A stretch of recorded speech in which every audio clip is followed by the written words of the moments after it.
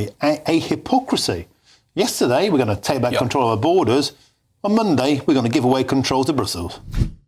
Meanwhile, Keir Starmer pledged to slash immigration significantly yesterday. Well, next Monday, he's tipped to surrender to Brussels and introduce a youth mobility scheme. Now, that could mean millions of low-skilled 18 to 34-year-olds flooding into Britain on 3-year work visas. Does that sound to you like taking back control? Well, join me now in the studio as the Director of Strategy at the Prosperity Institute, Fred de Fossard. Fred, welcome to the show. People are calling it a surrender summit. Is that a bit harsh, or are you a bit concerned about what could happen between Keir Starmer and Ursula von der Leyen next Monday?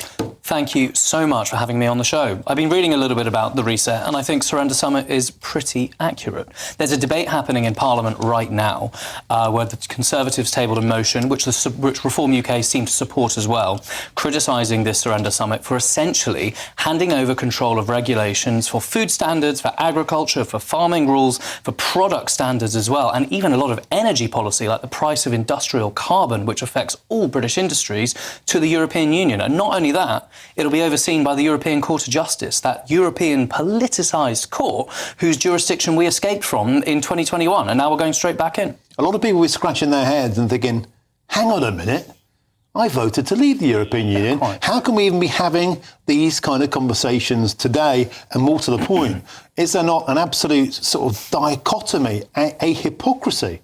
Yesterday, we're going to take back control of our borders. On Monday, we're going to give away control to Brussels. Absolutely. It is so incoherent. And we see this with so many things this government is doing. They have this misinformed idea that trade between Britain and Europe has collapsed since Brexit, which is not true. If you look at trade and services, which is the most important part of British economy, it's done really, really well. Even legal services, high-value exports like ours, are booming. But even goods trade has held up okay, and food trade as well. But instead, they've decided that because there's a small amount of customs processes on British exports going to the European Union, we now need to surrender regulatory independence and do a thing called dynamic alignment. That means if the EU changes its rules, we have to change our rules with them. In lockstep. And Fred, something that Remainers never quite understood why Brexiteers cared so much about is fishing. Fishing quotas is something tangible, and that is up for negotiation again. And we're understood today, Fred de Fossard, to learn that it's going to be potentially a 4-year deal with France for us to even begin to negotiate things like being part of arms deals. Yeah, it's extraordinary. So for one, the European Union has always wanted British fishing waters. They've wanted that for decades. And one of the things they hate about Brexit is the fact that we can now control who can come into our waters and who cannot. Remember, they tried to turn off the electricity to Jersey when we refused French fishing licences a few years ago. So their way of using blackmail is classic, and it's classic of the French, unfortunately. And this defence deal is not necessarily a benefit to Britain. Using the internet without a VPN, a virtual private network, is a bit like taking to the road without car insurance. All it takes is one unlucky moment to cost you a lot of cash. This video's sponsor is Private Internet Access. They are the VPN to help keep you safe. Click the link in the description below to find out why over 30 million people have downloaded PIA to protect themselves online. A virtual private network is an app that hides your IP address and helps keep your data private. When you're browsing the internet at home, you give up a large amount of data to businesses, to shops, and indeed to social media giants too. Hackers have the ability to steal your personal data with ease, including sensitive information such as passwords, keystrokes, and even your personal photos.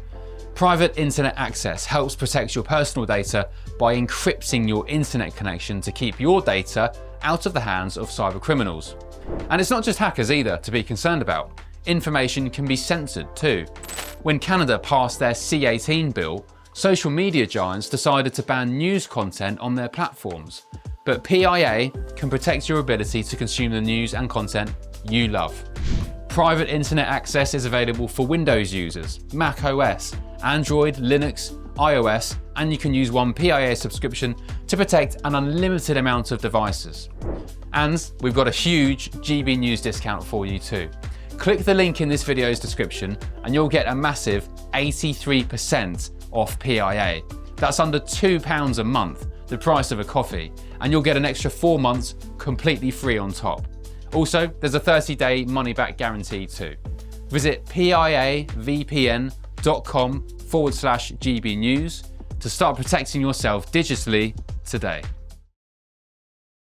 Britain has a superb defence industry that creates some of the best technology in the world. This defence fund would force British defence companies and Britain to follow EU defence policy in order to get a small slice of the deal. So no fish is worth it, but also we shouldn't sign this deal anyway because, again, it's surrendering our own democratic politics to European priorities.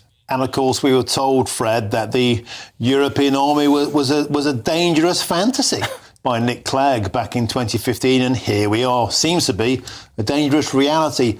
I digress.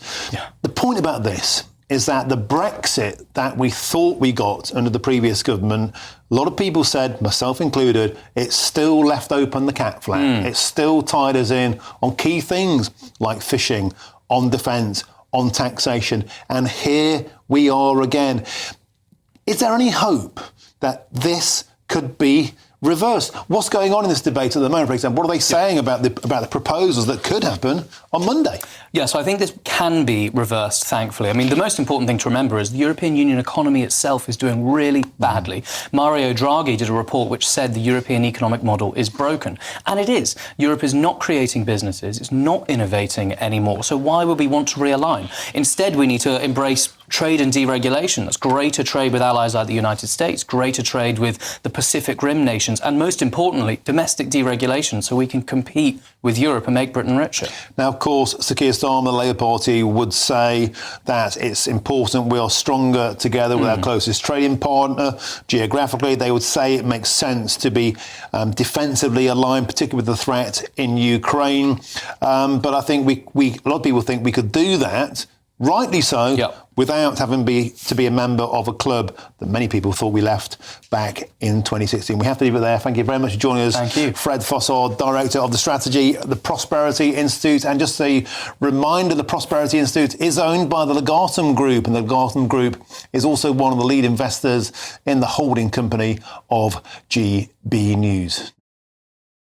At GB News, we believe in the power of free speech. We're not afraid to ask the tough questions, challenge the status quo, and give you a voice. While others silence dissent, we champion the truth. By becoming a GB News member, you're not just supporting free speech, you're defending it. Please consider supporting us today. Together, we'll hold the powerful to account and make sure that your voice is always heard. Simply go to gbnews.com/support and stand with us for what matters most.